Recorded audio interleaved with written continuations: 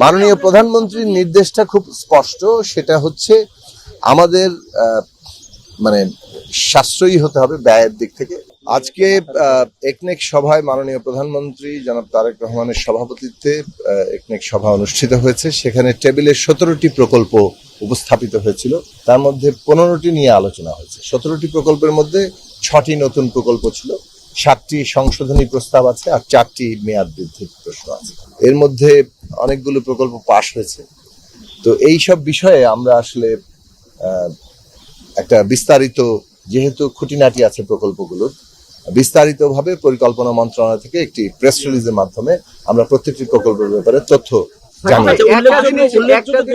সচিবালয়ের মধ্যে একটা 21 তলা হওয়ার কথা ছিল, ওইটা কি আজকে প্রস্তাব হয়েছে? বা আসলে এ বিষয়ে ভিন্ন প্রস্তাবনা আছে।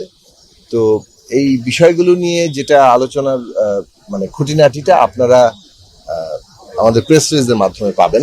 কারণ এখন কোনো প্রকল্প নিয়েই আমাদের তথ্য উপস্থাপনের দিক থেকে কোনো যাতে যথার্থভাবে আমরা তথ্য উপস্থাপন করতে পারি, আমরা প্রেস রিলিজের মাধ্যমে দিয়ে যাবো।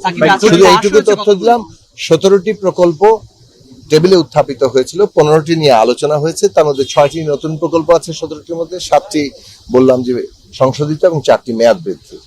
যেগুলো চলমান প্রকল্প এবং যেসব প্রকল্প প্রস্তাবিত হয়েছে বিগত সময়গুলোতে, সেই সব প্রকল্পগুলোকে আমাদের রিভিউ করতে হবে।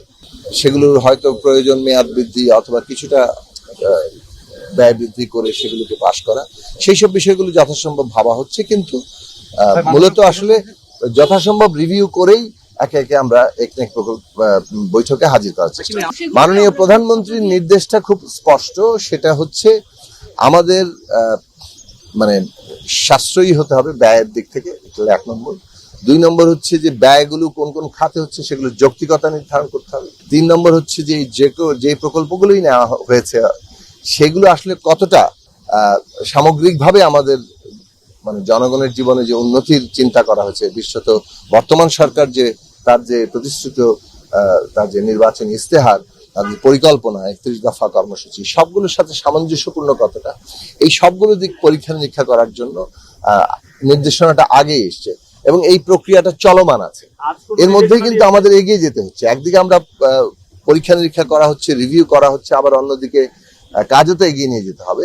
ফলে দুটো যথাসম্ভব সামঞ্জস্য রেখে করার চেষ্টা করা।